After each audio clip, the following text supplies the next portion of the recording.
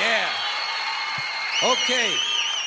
It's been a little while. It's been a little while since I've been here, and a couple of things have happened in that time. I'd like to talk a little bit about the war in the Persian Gulf. Big doings in the Persian Gulf. You know my favorite part of that war? It's the first war we ever had that was on every channel plus cable. And the war got good ratings, too, didn't it? Got good ratings. Well, we like war. We like war. We're a warlike people. We like war because we're good at it. And you know why we're good at it? Because we get a lot of practice. This country's only 200 years old, and already we've had 10 major wars. We average a major war every 20 years in this country, so we're good at it. And it's a good thing we are. We're not very good at anything else anymore. Huh? Can't build a decent car, can't make a TV set or a VCR worth the fuck. Got no steel industry left, can't educate our young people, can't get health care to our old people, but we can bomb the shit out of your country, all right?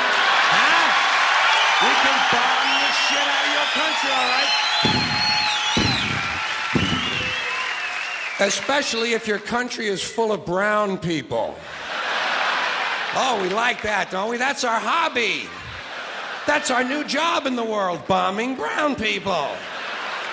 Iraq, Panama, Grenada, Libya, you got some brown people in your country. Tell them to watch the fuck out, or we'll goddamn bomb them.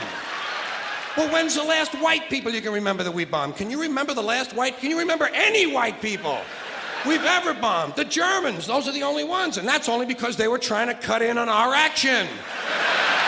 They wanted to dominate the world. Bullshit, that's our fucking job. That's our fucking job.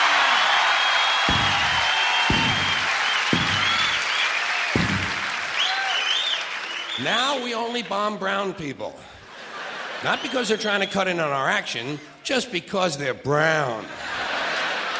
Now, you probably noticed I don't feel about that war the way we were told we were supposed to feel about that war, the way we were ordered and instructed by the United States government to feel about that war. You see, I tell you, my mind doesn't work that way. I got this real moron thing I do. It's called thinking. And I'm not a very good American because I like to form my own opinions. I don't just roll over when I'm told to. Sad to say, most Americans just roll over on command. Not me. I have certain rules I live by. My first rule, I don't believe anything the government tells me. Nothing. Zero. Nope. And I don't take very seriously the media or the press in this country, who in the case of the Persian Gulf War were nothing more than unpaid employees of the Department of Defense, and who most of the time function as kind of an unofficial public relations agency for the United States government. So I don't listen to them, I don't really believe in my country, and I gotta tell you folks, I don't get all choked up about yellow ribbons and American flags. I consider them to be symbols, and I leave symbols to the symbol-minded. Me, I look at war a little bit differently. To me, war is a lot of prick-waving, okay? Simple thing, that's all it is. War is a whole lot of men standing out in the field waving their pricks at one another. Men are insecure about the size of their dicks, and so they have to kill one another over the idea. That's what all that asshole jock bullshit is all about.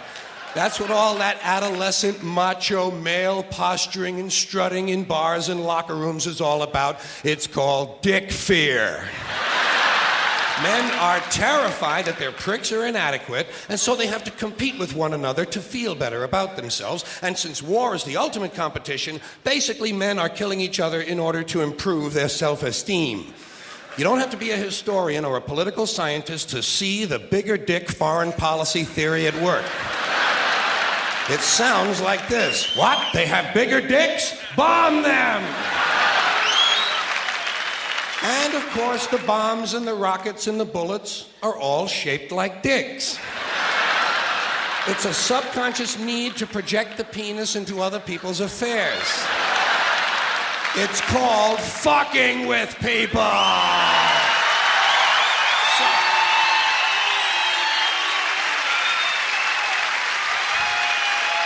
So, as far as I'm concerned, that whole thing in the Persian Gulf was nothing more than a big prick-waving dick fight. In this particular case, Saddam Hussein had questioned the size of George Bush's dick. And George Bush had been called a wimp for so long. Wimp rhymes with limp. George has been called a wimp for so long that he has to act out his manhood fantasies by sending other people's children to die. Even the name Bush.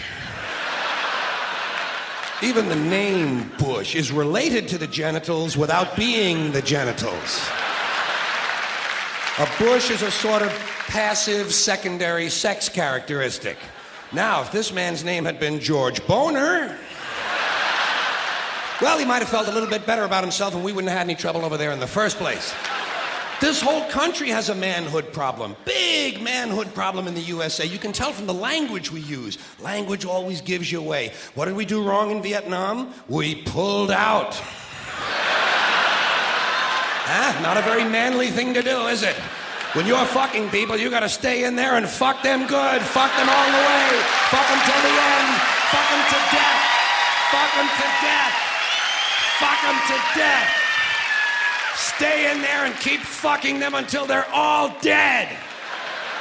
We left a few women and children alive in Vietnam, and we haven't felt good about ourselves since.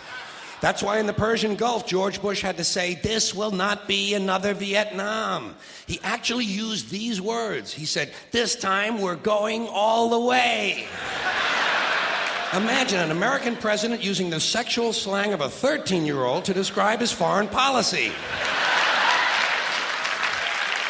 If you want to know what happened in the Persian Gulf, just remember the names of the two men who were running that war.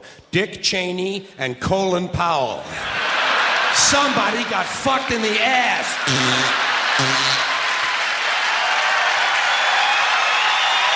Thank you. Thank you. Thank you very much. Well, tell you what.